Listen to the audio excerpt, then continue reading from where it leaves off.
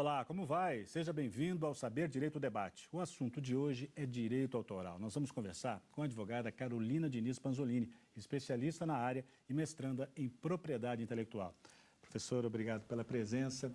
É verdade que foi a literatura que ajudou a senhora a entrar no caminho do direito? Sim, é verdade. A literatura foi fundamental para despertar o meu interesse pela área, para desenvolver o raciocínio minimamente jurídico, facilitar a familiaridade com as palavras e com a leitura. Que tipo de leitura te atraía mais? Eu gostava muito da leitura nacional, gostava muito dos autores nacionais, fui bastante exposta nas escolas pelas quais eu passei para bons autores. Eu tinha também, de uma maneira geral, eu tinha um gosto bem eclético. Na pesquisa aqui do programa, eu descobri que a senhora foi aluna de dois ministros do Supremo, né? Gilmar Mendes e Marco Aurélio de Mello. Quais são as principais recordações dessa época? Foram dois grandes mestres. O Gilmar Mendes, até hoje eu tenho excelente lembrança e sempre me impressionou muito a capacidade, o raciocínio jurídico, o argumento jurídico. Ele foi meu professor na pós-graduação. E o ministro Marco Aurélio também, uma pessoa brilhante, um grande mestre. São pessoas que eu tenho uma grande referência, sem sombra de dúvida. Conta pra gente aqui, eles eram muito rigorosos, muito severos? Conta um segredinho aqui das aulas pra gente. Olha, dentro de uma razoabilidade. Acho que ambos com estilos bem diferentes, personalidades bem peculiares, mas grandes operadores do direito, grandes professores que nós tivemos, com certeza. Na sua época de formação, já havia assim, uma preocupação das instituições com a questão do direito autoral? Tinha alguma formação específica nessa área já? Não, você sabe que na graduação eu não tinha a matéria de direito autoral, eu não tive a matéria de direito autoral nem como optativa. Olha só. Não conheci, não fui exposta assim, enquanto estudante de direito, graduanda de direito. Cheguei a ter algum conhecimento lendo paralelamente, mas nem como matéria optativa. Veja só, isso é terrível, né? É uma realidade que estamos trabalhando para mudar. E não havia nenhuma disciplina nem que arranhasse a superfície do direito autoral? Não, não havia. Quando a gente estudava direito constitucional, como direito autoral se constitui um direito constitucional previsto no artigo 5º da Constituição, eventualmente se perpassava pelo tema, e por se constituir um direito privado, muitas das vezes não, com alguma raridade, no direito civil também se abordava muito superficialmente o tema, mas não havia nenhuma profundidade sobre o tema.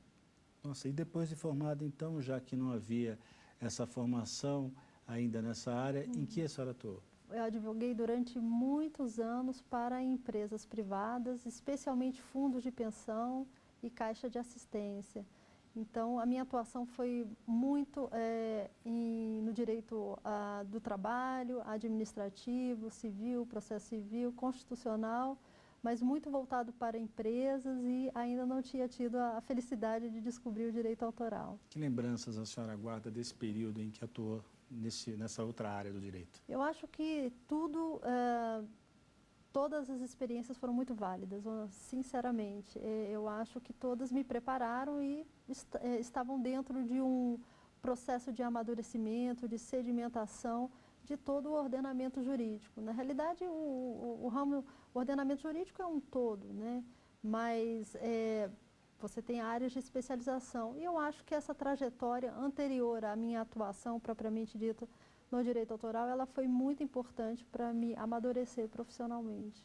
Em 2010, então, a senhora tornou-se servidora do Ministério da Cultura. Qual foi o resultado disso? Então, foi muito importante, porque no ano de 2010 eu passei no concurso para o Ministério da Cultura e ingressei na administração pública, que é um desejo muito natural, principalmente em Brasília. E qual não foi minha surpresa quando, meses depois, eu ingressei numa determinada área dentro do Ministério, e que era uma área especializada em direito autoral. E para mim foi uma enorme, absurda, descoberta, e eu diria até um divisor de águas profissionais. Eu tive que me debruçar de uma maneira muito significativa sobre a matéria, tive que estudar, já que eu não tinha tido na graduação, então foi um começo de atuação numa área muito especializada, mas eu com certeza foi uma grande descoberta e realmente foi um grande divisor de águas sob o ponto de vista profissional. O que um advogado ou advogada precisa ter para ser um bom profissional nessa área do direito autoral? Eu considero que um advogado que atua na área de direito autoral, ele precisa ser, primeiro, uma pessoa que tenha facilidade e que tenha por hábito muita leitura, e é uma pessoa que tenha bastante curiosidade, uma pessoa que goste de artes, porque nós estamos lidando com obras intelectuais que têm natureza estética, e eu acho que ajudaria também se a pessoa soubesse, talvez, um pouco mais de idioma, porque a gente está falando de uma área internacional. O direito autoral é um direito, por natureza, internacional. Então, tem várias remissões a tratados internacionais, legislações comparadas que se aplicam ao Brasil. Então, eu considero que isso também colabora. Já que a senhora tocou no assunto, o seu mestrado em propriedade intelectual está sendo feito em uma universidade brasileira e em uma outra inglesa. Há muitas diferenças nas legislações em relação a esse tema? Há sim. Embora o direito autoral seja uma matéria internacional, ele se divide mundo afora em dois sistemas internacionais de direito autoral, que é o copyright, propriamente dito, relacionado aos países do common law, os países anglo-saxões, que a universidade inglesa se adequa, e o nosso direito é inserido no direito francês, o civil law, o direito continental. Mas em que pese essas diferenças, o que é importante quando a gente se dedica num mestrado numa universidade inglesa, há uma aproveitabilidade imensa, porque há doutrinas muito parecidas e princípios que efetivamente se aproveitam. Então, desde que exista uma preocupação de fazer essa contextualização entre esses dois sistemas internacionais, o mestrado numa universidade inglesa é muito útil. Professora, vamos ao nosso primeiro intervalo? Vamos sim. Perfeito. Daqui a pouquinho a gente volta com o Saber Direito Debate. Não saia daí.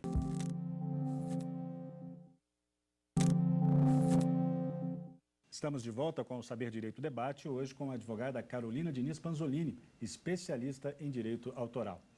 Professora, durante a semana a senhora apresentou as aulas aqui relacionadas ao tema e eu queria saber o que a senhora quis com esse curso, qual foi o propósito? O meu propósito muito particular era transmitir os conceitos básicos, as noções básicas, fundamentais ao direito autoral.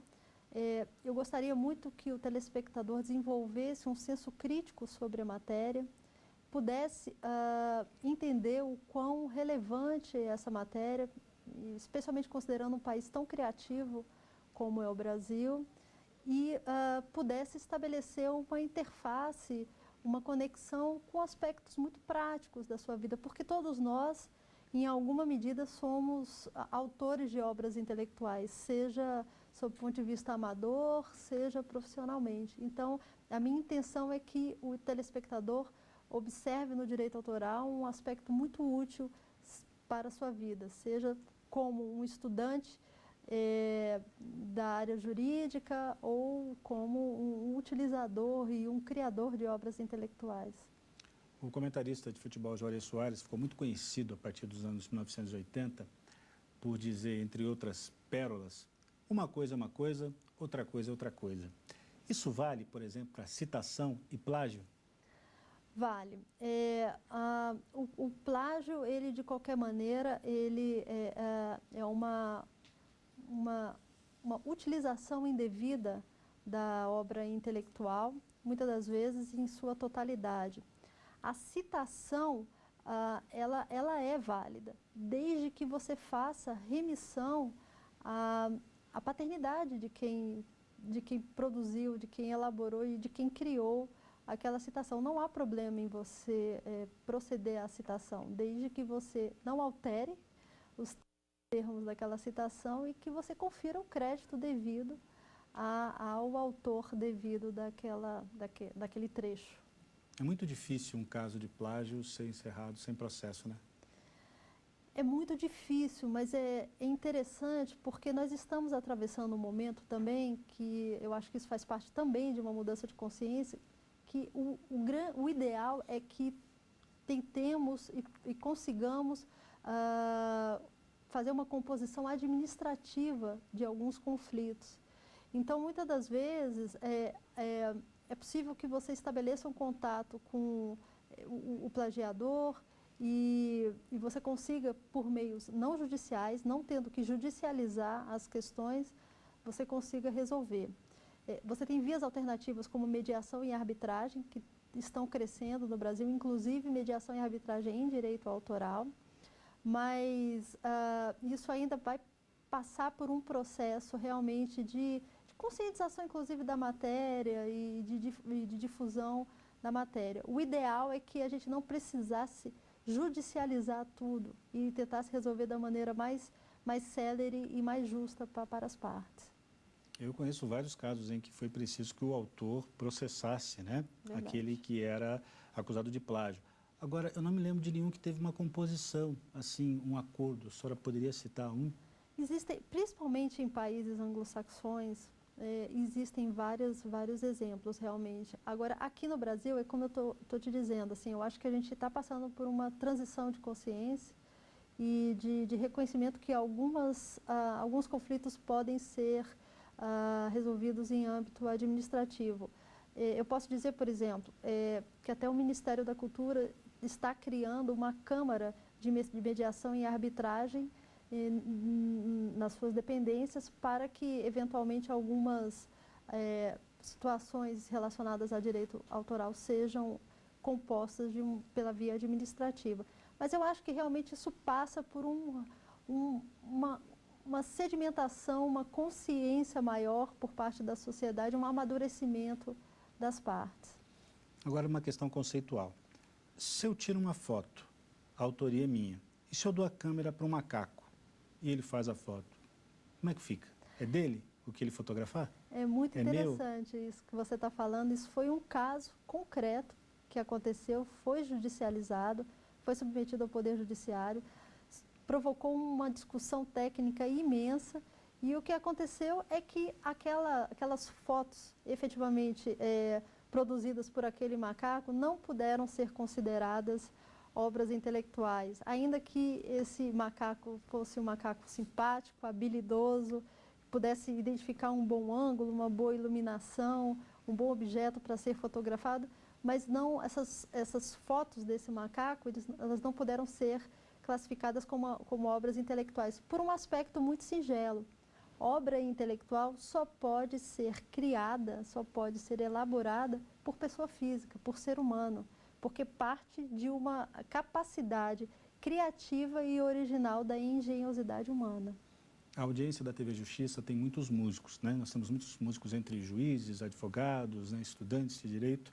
E eu também sou músico, embora não seja advogado. E como cantor e compositor independente, eu sou filiado a uma entidade que arrecada direitos autorais.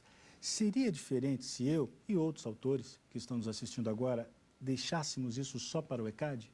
A configuração, o desenho da arrecadação dos direitos autorais no Brasil tem uma organização muito peculiar. O ECAD é um escritório único arrecadador. Então, o que acontece é que a nossa organização é como se fosse uma grande pirâmide. Então, você tem as mais diversas associações. Essas associações, cada autor, cada músico, ele é livre para escolher qual associação ele pode se associar, se filiar. Isso, inclusive, é um princípio constitucional. E essas associações vão ser titulares de direitos e vão reportar ao ECAD. O ECAD, por conseguinte, ele é um arrecadador e um escritório centralizador de distribuição. Então, ele vai fazer a distribuição para as entidades e as entidades vão repassar os respectivos direitos autorais para os autores originários, para os músicos.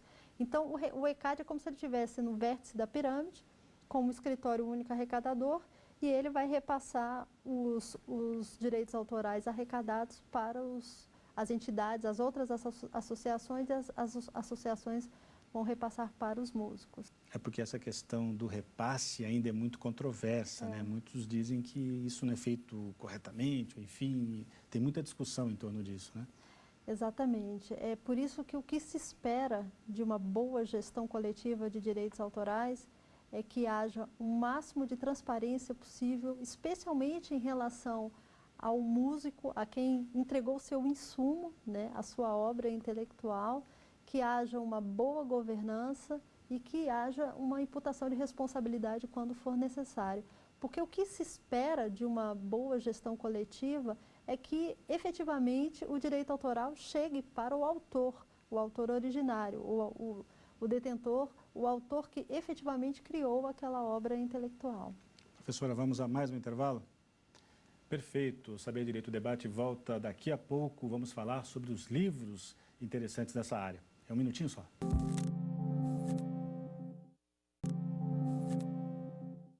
O Saber Direito Debate está de volta e a nossa convidada é a advogada Carolina Diniz Panzolini, especialista em Direito Autoral e mestranda em Propriedade Intelectual. Professora, vamos falar sobre os livros trazidos aqui para a entrevista. O primeiro, Direito de Autor, Questões Fundamentais de Direito de Autor, de Denis Borges Barbosa. O que é que podemos falar sobre esse livro? Eu fiz questão de trazer esse livro e de ser o primeiro a apresentar, porque eu considero o Denis Barbosa um dos grandes mestres na área do direito autoral, uma das grandes referências, uma das pessoas que assim uma das pessoas que mais me influenciou e ele realmente é uma pessoa muito respeitada no meio. Infelizmente foi recentemente falecido. Mas até hoje muito homenageado, uma pessoa que conhece com muita propriedade a matéria, expõe de uma forma muito didática, tem um site que está disponibilizando várias de suas obras, agora um site administrado por sua família. Então é um grande mestre que merece todo o crédito e todas as nossas homenagens. Olha, entra até na questão da economia do direito autoral. Fantástico, fantástico. É uma abordagem super importante, né? Uma dimensão econômica do direito patrimonial e uma abordagem que tem que ser feita considerando a relevância da economia da cultura, especialmente num país criativo como o Brasil, que, por exemplo, a música, você é músico, é um produto, vamos colocar assim, conhecidíssimo mundo afora, que as pessoas de uma maneira gostam e que tem a identidade brasileira como um diferencial da cultura brasileira. A senhora trouxe também aqui um livro de Cláudio Lins de Vasconcelos, Mídia e Propriedade Intelectual, a crônica de um modelo em transformação. Eu fiz questão de trazer o livro do Dr. Cláudio. Esse livro, na realidade, se constituiu a tese de doutorado dele. O Dr. Cláudio é um advogado muito apropriado com o direito autoral, mas interessante que ele dá um enfoque mais voltado para o direito do entretenimento, o direito também da economia da cultura. É um advogado jovem, mas que traz um ponto de vista bem interessante, bem diferente, mais prático, mais voltado para o entretenimento. Acho que vale a pena expandir esse espectro de abrangência da matéria. Já que se falou de mídia e propriedade intelectual, essa questão agora do STJ ter definido, né, que vai haver uma cobrança, né, dos royalties por parte de quem oferece os serviços de streaming de música, como é que isso está chegando para os profissionais do direito autoral? Certo. Essa decisão ainda é bastante recente, é o que a gente chama que ainda não transitou em julgado, ainda não finalizou, mas nesse momento a decisão é no sentido de que o streaming seja considerado execução pública e, por ser considerado execução pública, viabilizaria que o ECAD procedesse à cobrança dos direitos autorais no ambiente digital quando veiculado sob a modalidade do streaming.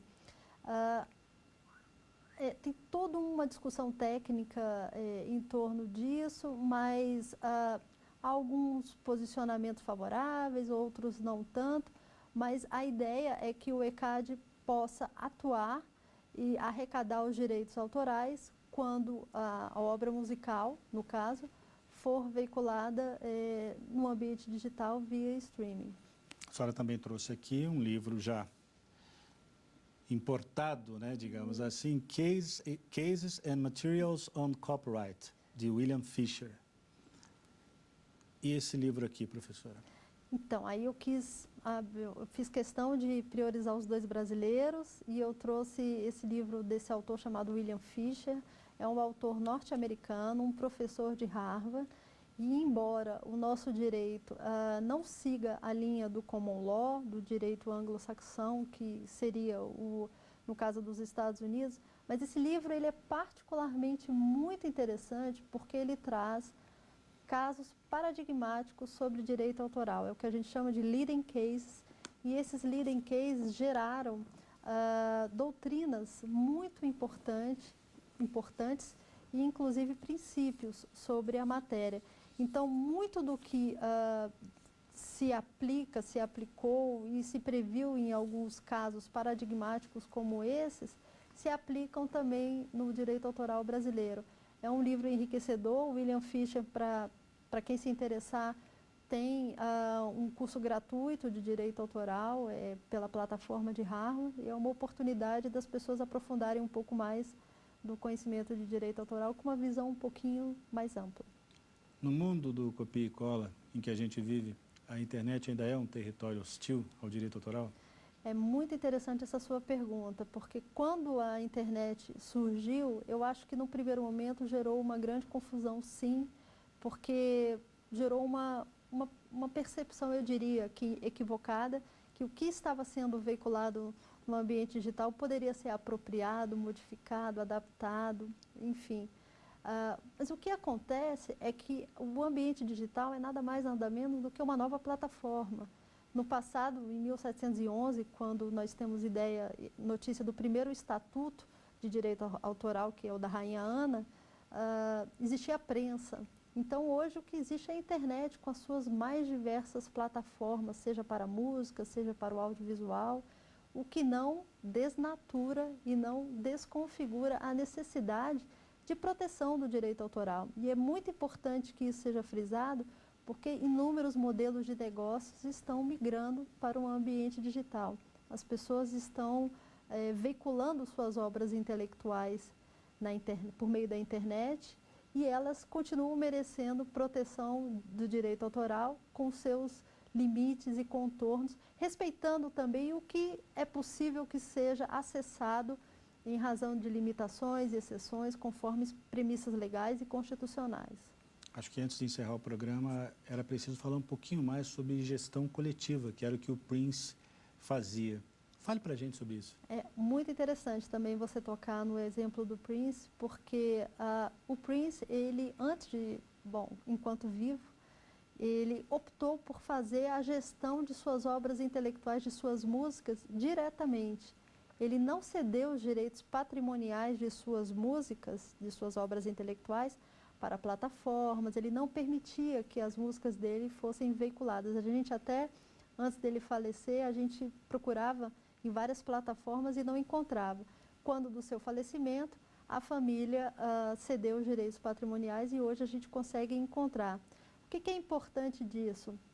É importante dizer que o autor ele tem que ter o direito e a prerrogativa de escolher como vai gerir as suas obras. Se ele quiser fazê-lo diretamente, ainda que muito difícil, mas ele tem que ter essa faculdade.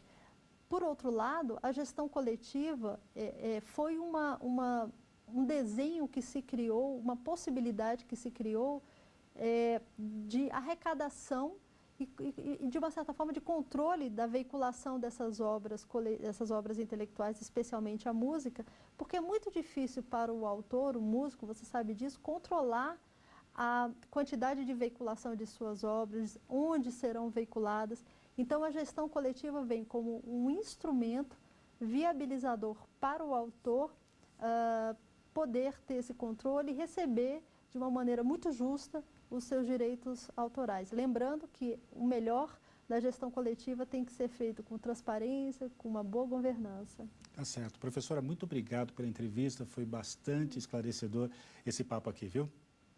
É isso aí, gente. Terminou o Saber Direito Debate, mas você pode rever o programa na internet. Basta acessar tvjustiça.jus.br. Edições anteriores também estão disponíveis por lá. Perguntas e sugestões podem ser enviadas para o nosso e-mail saberdireito@stf.jus.br. Um grande abraço e até semana que vem.